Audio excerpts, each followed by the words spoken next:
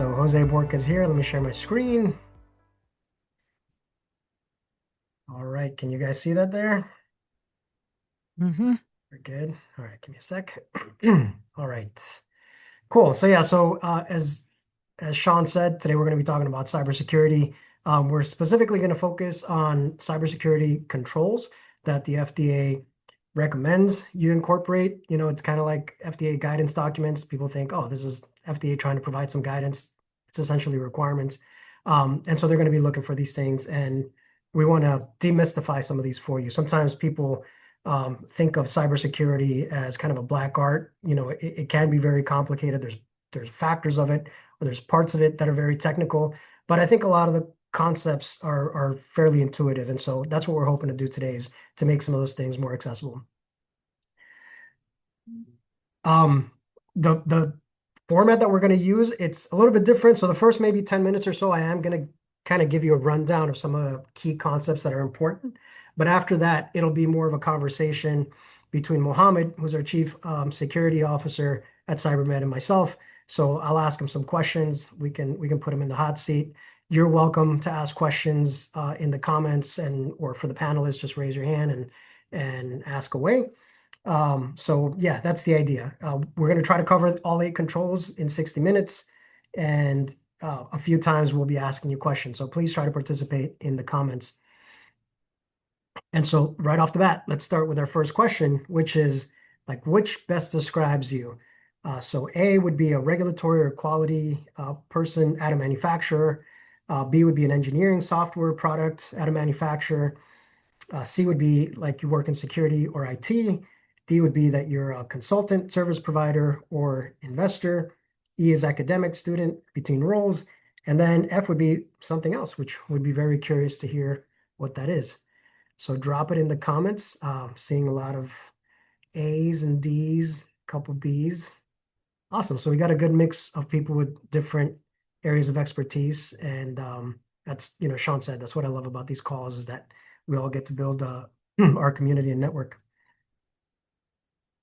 Just a quick background on Mohamad and myself. So my background, I've got a PhD in electrical engineering, computer science, been doing software since I was a teenager and been in cybersecurity for about 10 years.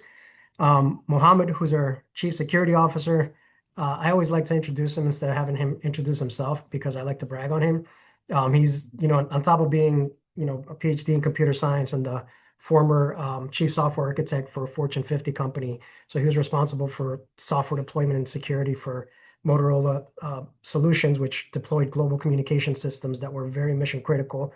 But on top of that, he's one of the smartest people I've ever met and one of the best software and security people. So, I'm very fortunate to have him as one of our partners. There's 3 of us. I think our other partner might actually be on the call, but not as a panelist, Andres. And as a company, our focus is to help medical device companies with cybersecurity. So got a lot of experience both in cybersecurity and in medical device product development. We're at the point where pretty much every company that we've helped with cybersecurity gets through without significant questions on the cybersecurity side of things. And usually, and we'll talk about this during this conversation, if a company has implemented security well, and it's just a matter of helping them put together the software document or the security documentation package and doing the cybersecurity testing that FDA requires, we can usually get that done in less than 30 days. When it takes longer, it's because they come to us and they haven't implemented some of these security controls.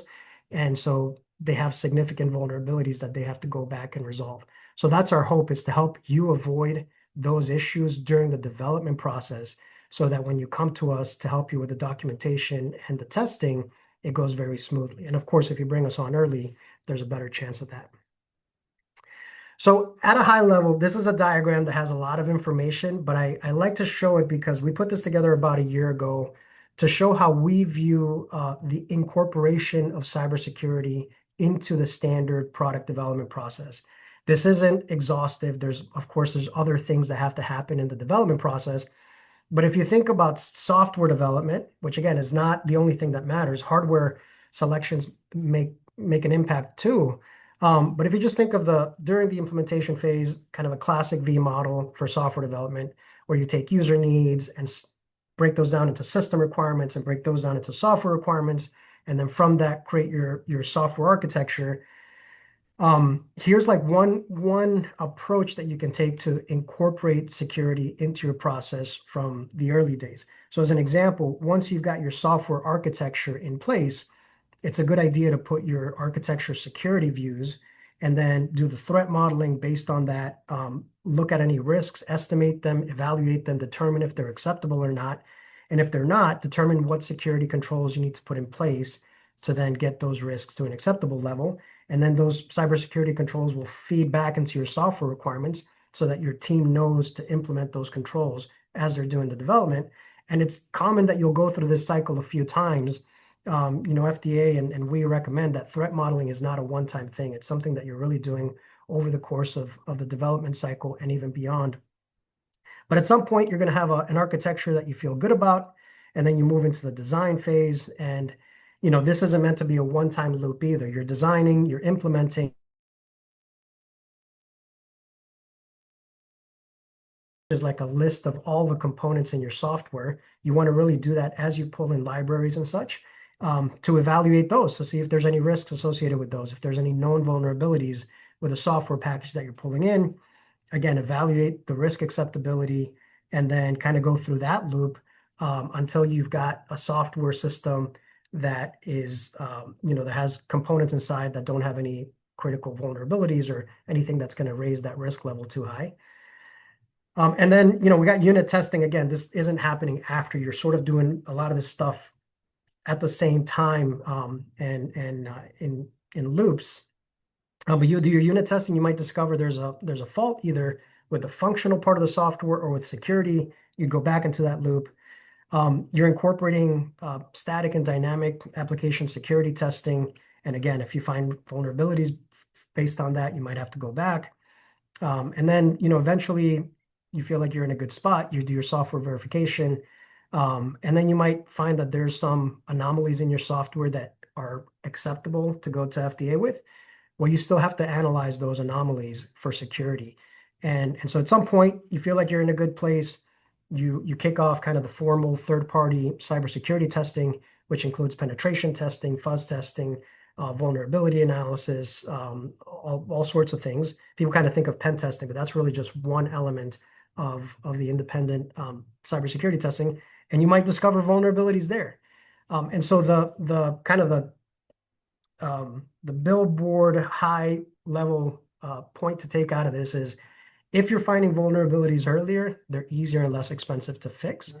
Don't wait to do some of these things till the end, because then you have to go all the way back to the beginning. And I'll speak to that in a bit more detail coming up. But, this doesn't have to be the exact process that you follow, but you should be following a secure product development framework across the life cycle of the product. And of course, there's other responsibilities that come post-market for cybersecurity. So, I like to tell people I like to put numbers to things, right? I'm an engineer. I'm a very numbers-driven person. And the same vulnerability might cost you $1,000 or it might cost you $10 million. And I don't think this is an exaggeration.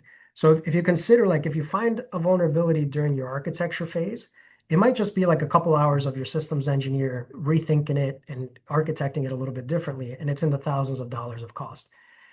If you don't catch it then, and you catch it later during the implementation phase, now you're talking about going back and updating the architecture and then going back and rewriting code, which could be weeks of engineering effort, which could be in the tens of thousands of dollars.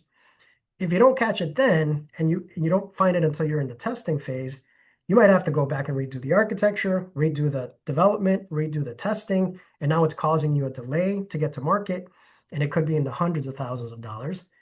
And then, of course, if it's not caught until the FDA reviews your package, we see companies that don't even realize they need to put together a security package. They think, well, my device doesn't connect to the cloud, so I don't need to do this. And then FDA kicks it back to you. You could be in this scenario where, first they refuse to accept it, so that causes some delay. Then your team tries to put something together quickly and send it back. FDA finds a bunch of issues and sends it back. Your team's now trying to change the software, going through a review process, and eventually, Carrier, Michelle, or whoever your regulatory advisor says, you know what, our best move here is actually to withdraw and fix the system, go back through testing, and then resubmit. and you're now delayed 6 to 9 months to market. And a mentor of mine taught me a long time ago that when you're pre-market, when you haven't launched yet, you're just losing money every month, right? So if you understand your burn rate, like let's say your company's burning as a startup, you're burning 200 or $300,000 a month, and you make a mistake that costs you 6 months. Well, take that $300,000, multiply it times six, $1.8 million, and that's really the cost because you're not generating revenue. So you want to avoid the mistakes that are going to cost you a lot of time to get to market, and cybersecurity can definitely be one of them. It's not the only one, but it's one of them. And then of course, like the worst case scenario is that you get through all of that. You have a significant vulnerability that FDA doesn't see, your team doesn't catch, and then your device actually gets hacked. Somebody maybe gets hurt. You make it to the news, your reputation's in the tank, your investors pull, and now something that you've spent years building and maybe tens of millions of dollars, you're in a terrible situation that puts you in a very bad spot. So, the headline here is try to catch things early, right? Try to take this seriously, build the culture in your company that takes cybersecurity seriously so you don't find yourself in one of these situations. In a quick 2x2, like, you might have really good implementation from a security standpoint, but poor documentation or vice versa. And, if you've got poor security and poor documentation, that's going to cost you time, right? Because you're going to have to go back and redo everything. Poor security and good documentation is actually quite rare. Because if you're following a process that results in good documentation, chances are you're going to implement good security. So this is not that common of a scenario. Of course, where you ideally want to be is you want to have a system that the security was implemented correctly and it's all well documented, and then you're in great shape. But if you're in a scenario where you implemented security well, but it's not well documented, that's fairly easy to recover from, right? So we get a lot of clients in this scenario where their team is experienced, they know how to properly implement, authentication and encryption and all these things. They just either hate documentation or don't exactly understand what FDA wants, and they come to us and we put this together quickly for them. This is very recoverable, right? But the key thing is you really want to make sure you implement the system securely. Okay, cool.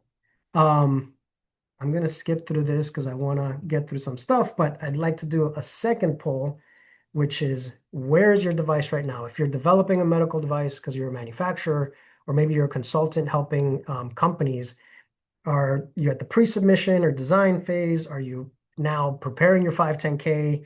Is it in review and maybe you're responding to a deficiency? Is it already cleared? And now you're kind of living with the decisions you made where, you're maybe finding some vulnerabilities and don't have a good way to patch them. Do you work with other people's devices, not your own? And then maybe you're just here for the good times and not really involved with devices, or maybe you're a student, you're not even working on things. All right, great. So we got a good mix. Michelle's got A, B, D, and E. Awesome. Awesome. Cool. All right, great. So yeah, Appendix I is in FDA's cybersecurity guidance, which was first released in 2023, but now we're up to the third version in 2026. There's an appendix that actually tells you 8 different cybersecurity controls that FDA expects to see. So that's a good way to find it.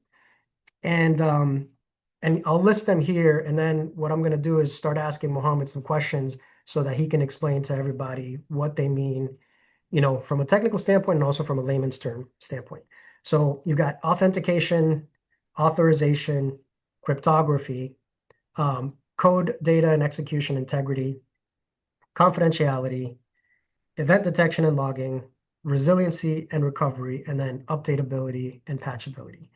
And, if you implement 6 out of 8 or 5 out of 8 or 7 out of 8, that might be okay, actually, in some scenarios. You'd have to explain why one of them doesn't apply. But chances are, if they all apply and you've only implemented some of them, you're going to run into issues. So the next question here is, how many of the 8 could you document today with test evidence, would you say?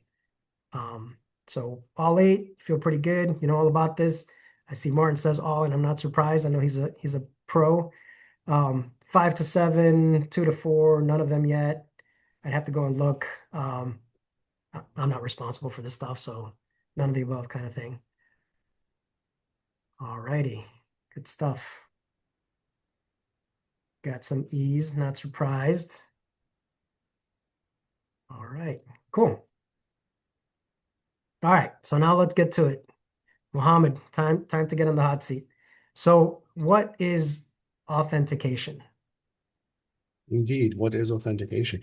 Let me actually just clarify two things on before from what you said. Firstly, another way of seeing these 8 controls is actually on the E-Star submission form because the FDA considers them important enough that they pull them right out on that level. So it's not just buried in the appendix. And then the second thing, just to point out, as we discuss these, oftentimes these all work together. It's challenging to just think of them individually and just ignore the others. So now with regards to authentication, which actually in many ways is the easiest one, it's one that everybody kind of is familiar with. It's really identifying, or it's really clarifying your identity to prove who you actually are. So one of the things that authentication is not, and this sometimes gets confused, is it's not authorization. So it doesn't have any implication regarding what you can do. It's simply defining who you are. And the who could be a person, it could be another machine. So it's either identity of a human or identity of another machine.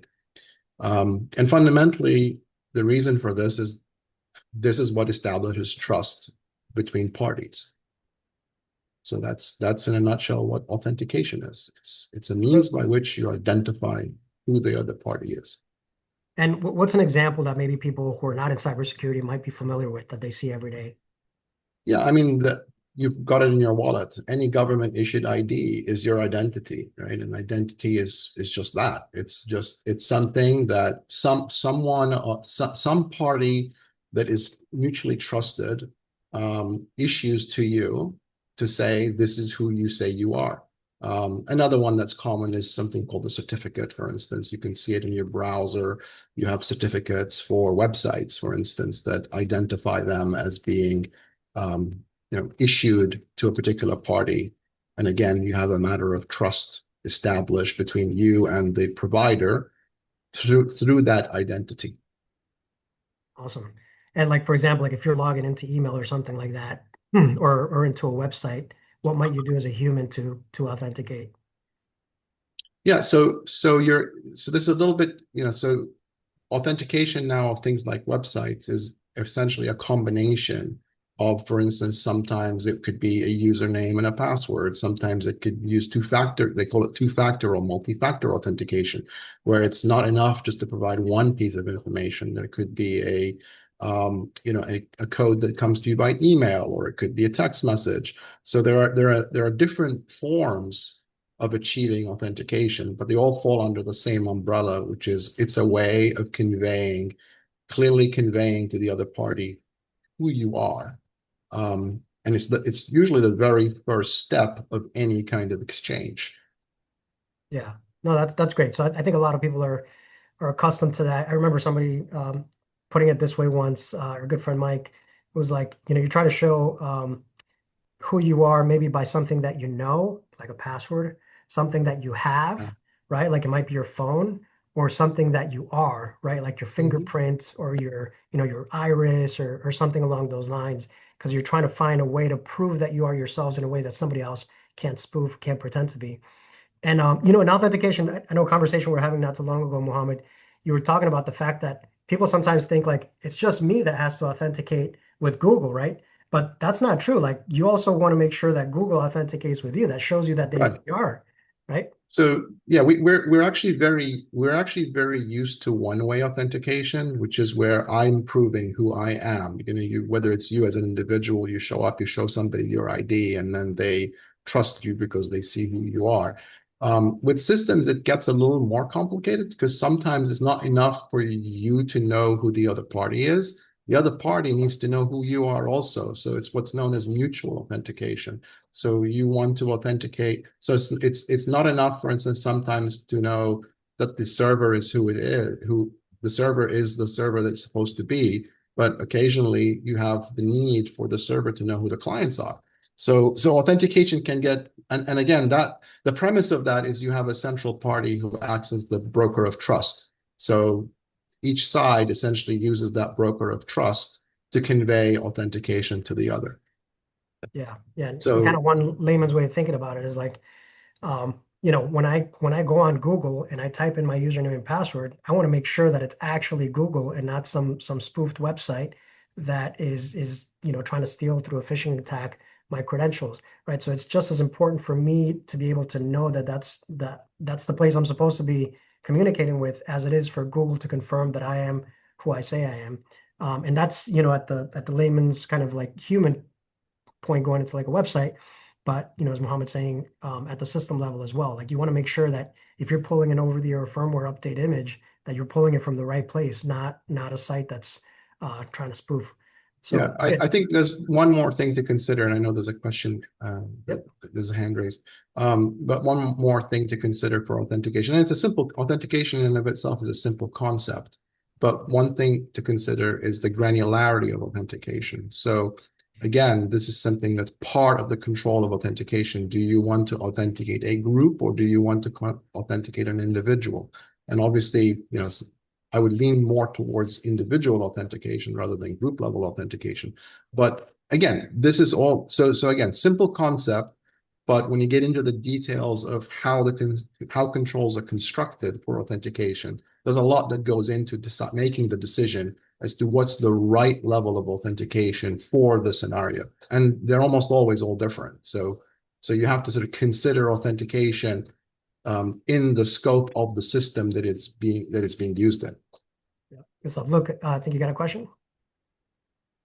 Well, there was something I like to add, and that is that we run, of course, in the same at the same problems, but also like that not only the access to the device was authenticated, but then also you store data on the machine, and it also has the data has some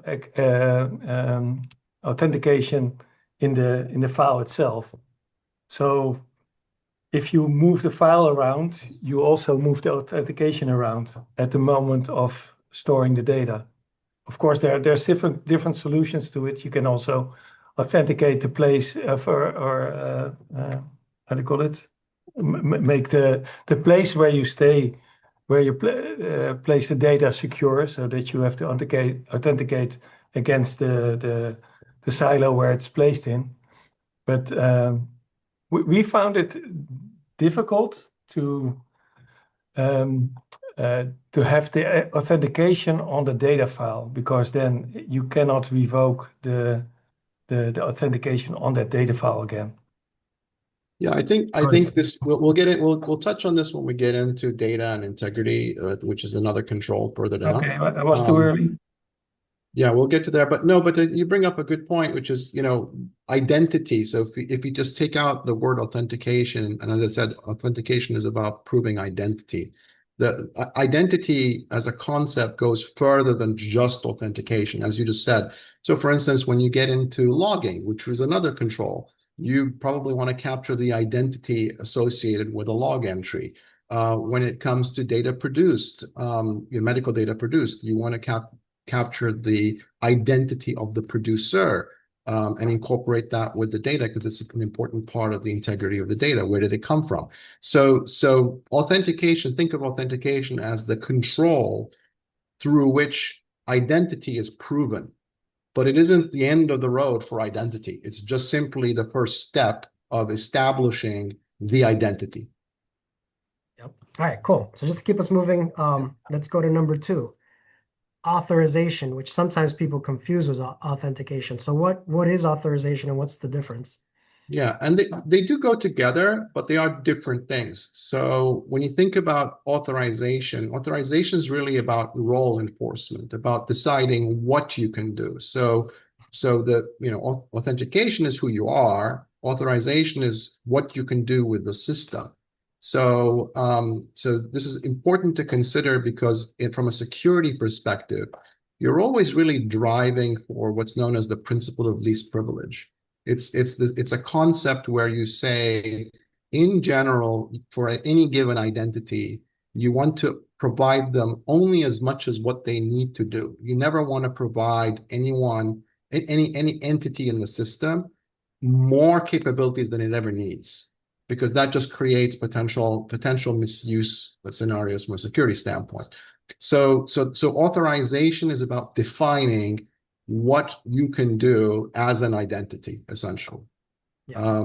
And So some again, now, examples yeah. being like a user or an admin or maybe a patient versus a clinician, that sort of thing. Exactly, exactly. Those are the types of roles. So the role a patient may have in a system may be different than the role a clinician has, which may be different than the role an administrator has. Those are simply three roles within the system. Now, when you start constructing authorization systems and authorization controls, it can get a lot more complicated. You start having to think about, well, how many roles do I have? Do the roles overlap? How do I design the roles so that they're, clearly laid out? Can roles be misused? There are many aspects of role management and role-based access controls, as they're called, that have to be considered under authorization. So again, summarizing, authorization is effectively what you're allowed to do once you have identified yourself to the system. Right. And we kind of tend to think of this as people, right? So like a person's a user or a person's an admin, but are there authorization elements that go beyond people and maybe software tools, Absolutely. things like that? Absolutely. So, and again, we oftentimes a lot of these controls we think of as humans interacting with systems, but there's probably it's more pervasive that it's really systems interacting with other systems. So your medical device itself might be composed of multiple subsystems that need to communicate with each other. That's very common. Your medical device might need to communicate with larger medical device systems around it. It could be a hospital system. It could be other medical devices that it interchanges data with. So these concepts all apply in the machine-to-machine level as well. So you could have different levels, different roles, one machine, one medical device interacting with another. For instance, it could be a read-only role where all it's allowed to do is access and retrieve information. It could be a role where it's allowed to actually modify data. So again, you get down to that granularity in designing the roles that machines can talk to machines and perform. Yeah. And I know we got a question here, but before that, so yeah, I mean, I think even, people, for example, these days are giving their AI agents like access to like, let's say their bank account to do analysis on that. Well, you want to make sure you're careful. Like maybe it's okay to give it read access to certain things, but maybe you don't want to give it access to write a check, to send somebody a payment, without your confirmation. So just examples of how it's important to set up your roles correctly and your authorization. We got a question from Prashil. He's saying, kind of like, what's the difference between role-based access control and authorization? Are they the same thing or It's similar? Yeah, role-based access controls are a means by which you achieve authorization. So the role-based access control is the control. It's the control that achieves authorization. I'll give you one more example on the machine level. So people might have started getting a bit more familiar with the idea of creating API keys. It's becoming sort of more common now with agentic-based systems that you go and create an API key. Oftentimes, those API keys are essentially encoding identity and authorization together. So your one key is essentially allowing you to access that API, and it defines who you are, which is the identity portion, and it also defines what you're allowed to do, which is the authorization piece. So as I said right at the beginning, a lot of these controls do work together. They're not just isolated from each other. And in many times, a single control can combine multiple aspects. Excellent. Thank you. All Mhm. right. So what's the third one on our list? Or before that, let's get your involvement real quick. So let's have a scenario where you've got one shared service credential for the field team. So you got a field team, they got one password, let's say. It's a strong password, it's documented. You've documented a rotation procedure. Four technicians have that credential, and you're supposed to be submitting next month. Do you ship it and document your compensating controls, or do you stop and build per user identity? So give us your thoughts in the comments, what you think there, and then we'll put Mohamad in the hot seat to get his take on it. Maybe people are, here we go. Lauren says, stop. All right, getting a lot of B's. Anybody want to say, hey, man, you gotta submit next month? There you go, Michelle.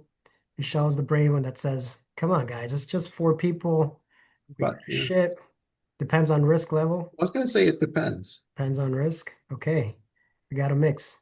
All right, Mohammed, what's your take? We're I, submitting I, next month. I would probably instinctively lean more towards, obviously, more towards B. But it does depend. There are situations where, maybe that's too much, and maybe there are ways, and there are sufficient compensating controls that allow you to move forward. Sometimes it's a question of you have compensating controls that provide you what you need, at least temporarily. And you can say, I'll move forward right now under these compensating controls, and over the next 3 months, I'm going to, revise it and add in what's needed. So it does depend, but I would lean instinctively, I would usually go more towards a B unless there's some really strong reason not to. Yeah. No, and you make a great point, which I think some of the regulatory experts on there made as well, which is that everything in medical devices and cybersecurity ultimately comes down to risk, right? Mhm. So doing a risk analysis and then ultimately an evaluation of is it acceptable or not. And yeah, maybe we can come up with scenarios where it's actually acceptable because the potential risk is very low, both from a security and a safety standpoint. But certainly from a best practice standpoint, that wouldn't be the ideal scenario. All right, excellent. All right, so now a term that maybe is the one that people think about the most when they think about cybersecurity being cryptography. What is it? Like, what is cryptography? Yeah, so yeah, it's the term that people probably know the most, and people just maybe naturally associate cryptography with encryption. The two sometimes go synonymous. Sometimes people will think of them synonymously. Now, it's not exactly that. So cryptography really, as a science, is really the use of mathematics to provide data secrecy, and do verification. So it's really fundamentally, the science of utilizing mathematics to define algorithms that can then be used for things like encryption and decryption, and they can be symmetric. And, with the same essentially algorithm can work in forward and reverse to be able to encrypt and decrypt. They can be asymmetric, where there are differences between how you perform encryption and perform decryption, different keys, etc. So fundamentally, cryptography is the use of math to be able to provide the level of secrecy that we want for data. A lot of people make the mistake and kind of think about cryptography as just being obscurity, and there's a phrase that is used a lot in the security domain, which is security through obscurity is not security. So so fundamentally, it doesn't mean, obscurity is not security, basically, fundamentally. And then why does cryptography matter? Fundamentally, at the bottom, ultimately, a lot of security concepts are fundamentally grounded in cryptography, to the extent that cryptography, I don't know, again, cryptography is almost its own discipline by itself.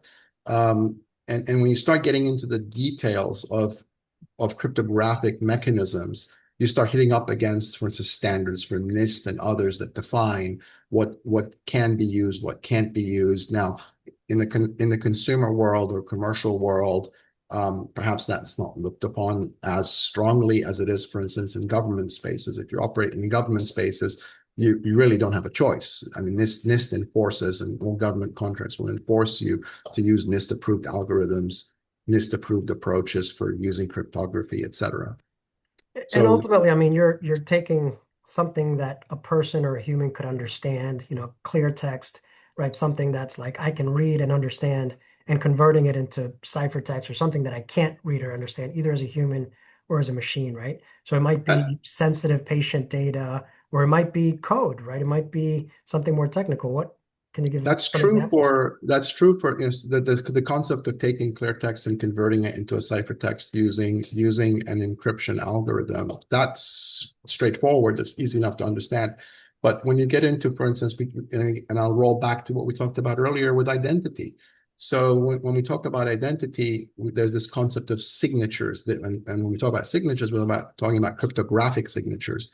So there are mathematical ways of proving that a digital identity is who it's supposed to be, through cryptographic signature verification. So cryptography plays a role in other controls because, as I said, it provides the foundational, essentially the foundational math and foundational algorithms to provide the necessary secrecy that we need.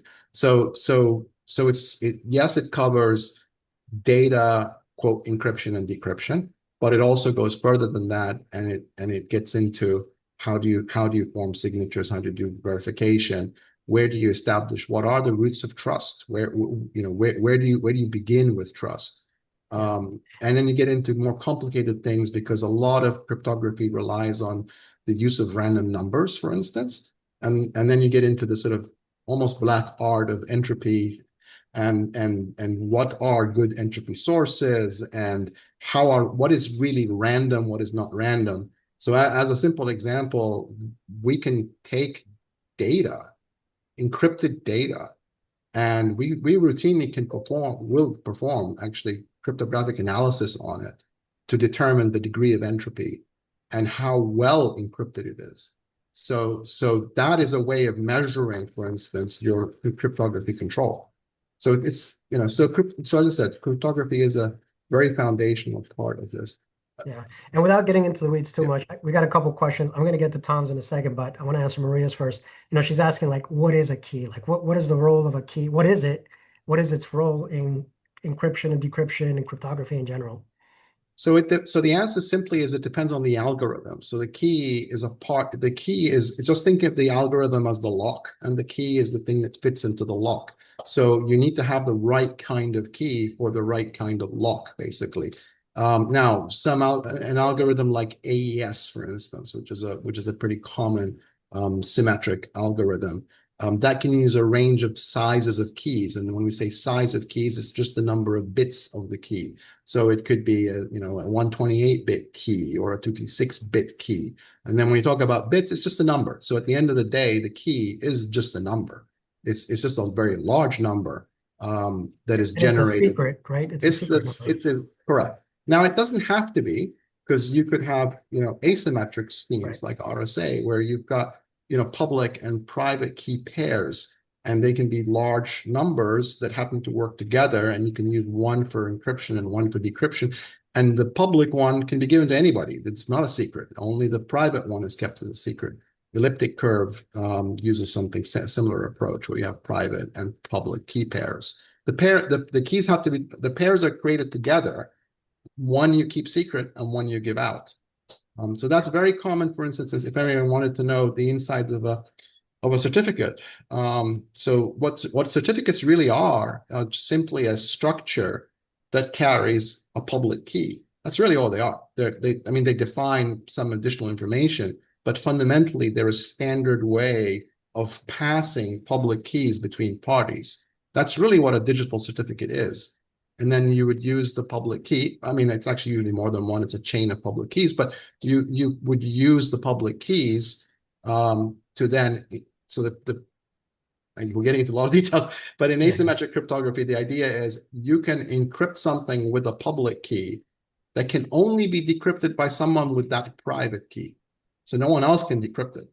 And that's a way of passing information. So if I have someone's public key, I can encrypt something, pass it to them. Anyone that gets it can't determine what it is because they don't have the private key. Only the recipient that has the private key can actually decrypt the message.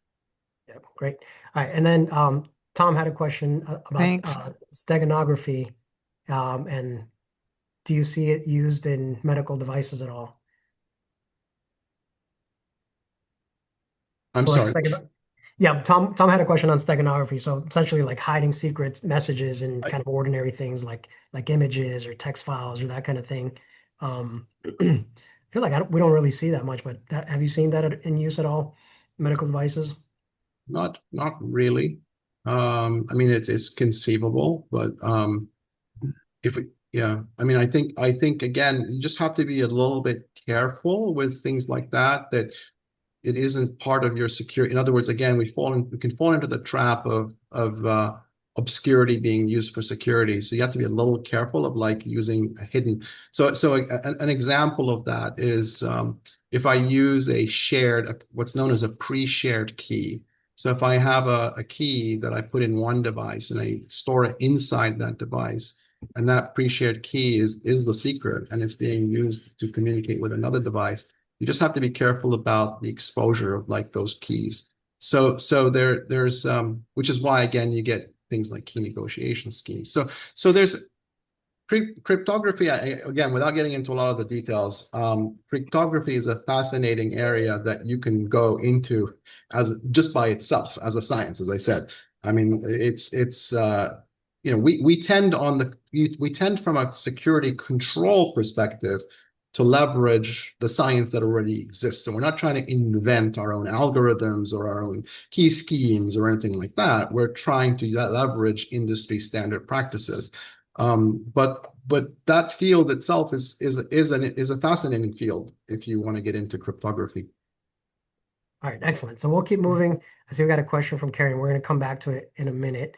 But code, data, and execution integrity. What is it? Why is it important? Yeah, and this is a fairly broad topic as well, but I'm kind of trying to keep it really simple. So when you talk about code, execution integrity, to kind of split it. So it's just as simple as I put some code into a device, and this could be an actual a portable medical device, handheld medical device, or it could actually be on a server. It doesn't really matter. But I've developed an application. So I've developed some code, which is what I've got cleared on. This is my cleared device software. It's in my device. Well, how do I know that it hasn't changed? How do I guarantee? And that's really what it comes down to. How do I guarantee that every time my device powers up and starts running, it's running the code that I expected it to run? Same thing on a server, on a cloud, etc. And the answer is actually, again, it ties back to what we just said. There are actually cryptographic means to guarantee that it either is what you put in there, what you expect it to be, or it isn't. And if it isn't, then you should be doing, then there should be some exception handling to determine what to go do. And when it comes to data, it's a similar concept. Think of data as being, for instance, your configuration data.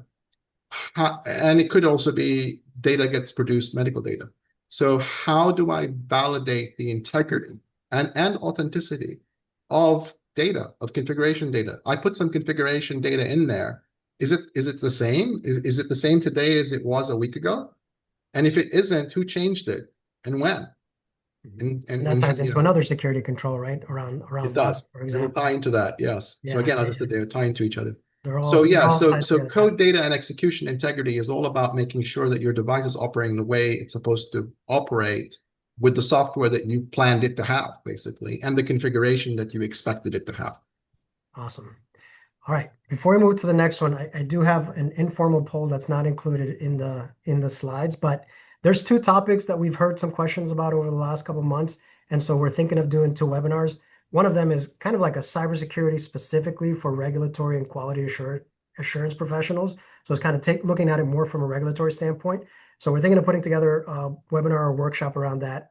And then another topic that we've heard about a lot and that we think is fascinating is the kind of the Venn diagram of cybersecurity and AI, right? So whether it's specific cybersecurity issues related to artificial intelligence, the use of artificial intelligence for offensive means, right? For hacking, for attacking people, and then the use of artificial intelligence for defensive means.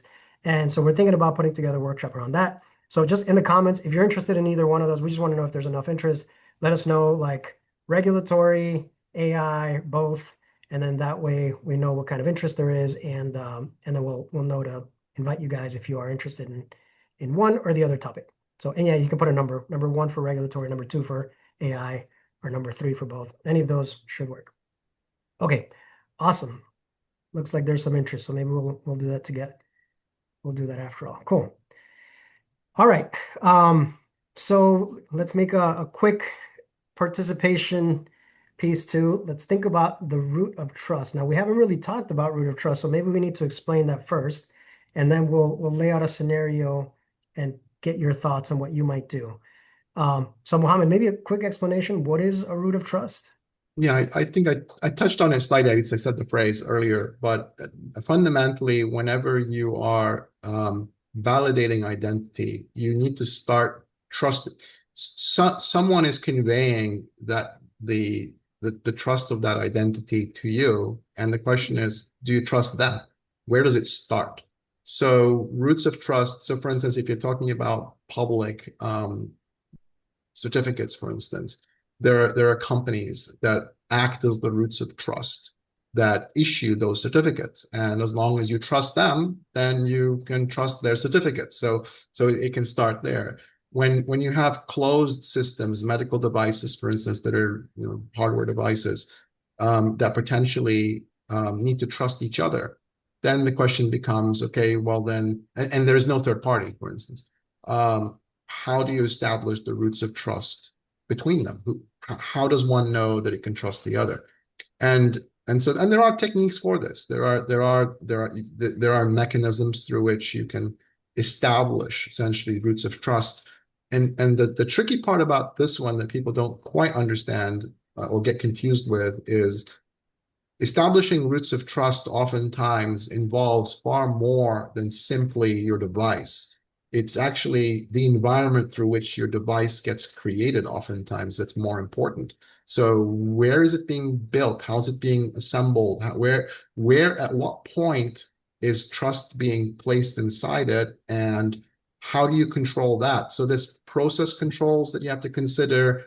There's mechanisms and approaches all the way back to the point of manufacture that you have to consider. So it's not a trivial exercise to establish a new root of trust. Let's put it this way. Perfect. So just in the long-winded interest of time, answer. we won't go through this, but I see that some people have thrown in their answers, which is great. And I do see we have some questions. So Alex Condon from Matrix Connect. I know, yeah, so Matrix, we're familiar with those guys. So they do cloud for medical devices. And, there's a benefit, of course, to working with pre-built cloud systems like that, and that you've got a whole different team that's focused on that security side of things. But he's mentioning that when he's dealing with clients, he often tells them it's not enough to make sure that your cloud is secure. Your embedded device also has to be secure. And he was asking do we do security testing for embedded devices, and what does that look like? So a little bit of an aside around cybersecurity testing for embedded devices. Any thoughts you'd share on that? Yeah, absolutely, and it's a critical part. So an embedded device is no different than any other SAMD medical software or anything else.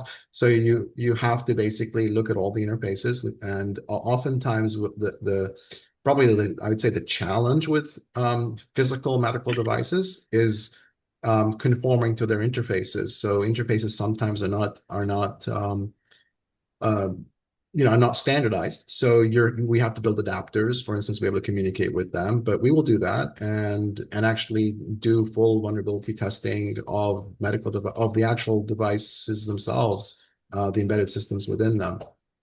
So the So looking answer at is things yes. like It's all Bluetooth, Wi-Fi, USB, yeah, all USB, kinds of things Bluetooth, that you want to exactly. look at. Yeah, Yeah. good, good. All right, we're going to go into a flash round because we've got 8 minutes and then 4 more controls to go. So I'm going to ask you to answer as fast as you can.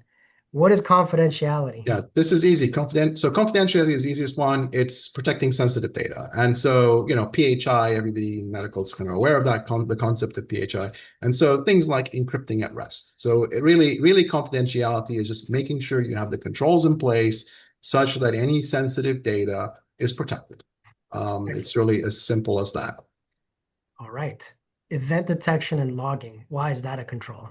Yeah, and this one is probably, I would say, one of the ones that is most often skipped, and one that we see FDA pointing out more than anything else, probably of controls that are missing. So it is from a security perspective. You think of the concept of security audits, right? An incident occurs. Well, you need to be able to get as much information to learn about what happened in your system that caused that security vulnerability to make sure you can protect against it ever happening again. That's where event detection and logging comes in. So this is not functional. Many teams, many medical devices will by nature have logging for functional issues. Something happened in the device and you captured that, but they will miss out having event detection and logging for security, and it's different. And so really fundamentally what you're looking here and the controls are, do you have in place sufficient event detection and logging to ensure that any incident that the device can detect, any of the other control failures, so a control failure of authentication, of authorization, of everything that we've talked about, right? And the ones to come. is captured.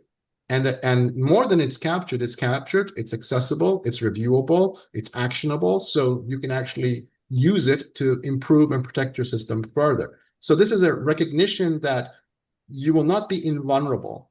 Vulnerabilities will always either exist today or can exist in the future that you didn't even know about. And so you have to be able to recover from vulnerabilities. And this is the means by which you gain the information to allow you to recover. I'm trying to be as succinct as I can, but Even more succinct, resiliency and recovery. yeah, and this feeds onto it, right? So this is again recognizing that failures can happen. So security vulnerabilities can manifest themselves and they can be taken advantage of within an attacker. What happens then? Does your device have the ability to essentially fail safe? Can it, even though someone was able to penetrate it, get in with invalid, escalate their authorization, for instance, change their role? How does the device handle that? Is it resilient to that? And then on the recovery side is what happens, how can you trigger recovery? Does the device have the ability to restart itself back into a safe mode? Is it vulnerable forever once it's become vulnerable once? So what are the controls? What are the means by which your device can return back to a safe, secure state? That's what this is all about. And designing it so that it is Correct. I mean, resilient, that's so the that it is control. recoverable. You have to put the design controls in place to ensure that the device can be restored back to a good known working state, and that the recovery is not, oh, I have to send the device back to the manufacturer and wait 6 months until it comes back to me, because then they may have a problem with availability and usage of the device. But anyway, so that's Good. what resiliency and recovery is about. All right. And now the final one, number 8, Yeah, and updatability and patchability. What's that all about?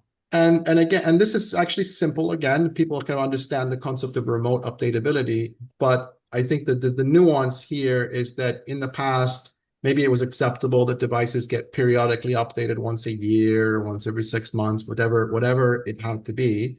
FDA really enforces this principle of, well, no, if you have a vulnerability and something happens in the field, you need to be able to, and this is important, securely update your device promptly. Now, you'll commit to that as part of your management plan, but fundamentally, you need the means to achieve it.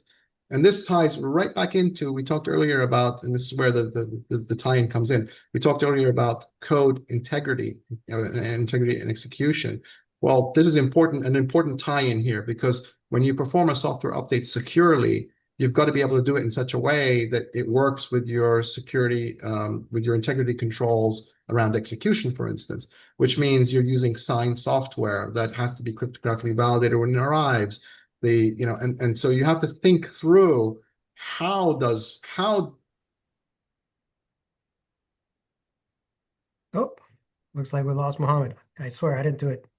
Um, we lost you for a second there, Mohammed. But yeah, Oh, I'm absolutely. sorry. So it's not just that you want your device to be updatable, because of course if you discover a new vulnerability, that's not very helpful if you can't patch it, if you can't fix Correct. it. But at the same time, you don't want to implement updatability in an insecure way where it creates even worse vulnerabilities, right? So you're balancing those things out. Awesome. Thank you, sir. I'm gonna skip this in the interest of time. Um, Maybe just as a final poll here, which of these 8 has your team found to be the hardest? Or maybe, if you're not involved in the implementation, do you find the most confusing? Just curious out of these. So authentication or authorization, A, cryptography, key management, etc. Um, Code data and execution integrity, detection, resiliency, and updatability, all of the above, or not sure quite yet. That's okay too. Awesome. Seeing a good amount of D's. Yeah, I feel like D is D one that doesn't people, surprise me. yeah. Sometimes people, particularly on the detection and resiliency side, it's not so clear. How do you design a device to be resilient if in fact it does get compromised? And how do you update it? Awesome. Thank you guys. Thank you all for participating in these polls. It's just some final thoughts as we wrap up.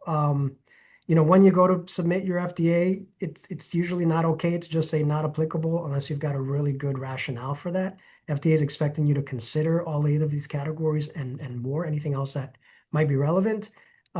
If you if there is a category that legitimately isn't applicable, just make sure you provide proper documentation and evidence for that. And the last thing I would say is, like, remember that clearance is just the beginning. There's a whole other conversation we could have around post-market responsibilities. As Mohamad mentioned during the conversation, just because your device is deemed secure today doesn't mean it's secure forever. There's new attack vectors that are found. There's new vulnerabilities that get discovered. There's zero-day attacks. There's people who find something that nobody had even found before. And so you've got responsibilities as a manufacturer to have a process in place to then capture those vulnerabilities and fix them. So as a final poll, what would help you the most in the next 90 days? So A, a gap review of our cybersecurity documentation before we submit. B would be help answering a cybersecurity deficiency we already have. C is security architecture and threat modeling for device and design. D is security testing and evidence generation. And E would be, now we're good. That's the gist of it. And you could also, if it's not relevant, let us know that. But really appreciate everybody being on the call, participating in the comments, and the few of you that were brave enough to speak up as well. Sean, any closing things before we get off here? As usual, I would like to thank the speakers for our excellent presentation today, and everyone who attended and participated. And I would close by saying I look forward to seeing you next week for the audit behind the audit. Don't forget, and everybody have a great weekend. Thank you. Reach out on LinkedIn. My email is also on the slides on the bottom there, jose@cybermed.ai. So if you've got questions or need help, please don't be shy. Awesome. Thanks, everybody. Want to connect with the community? Watch the replay and meet people on MLVX.ai.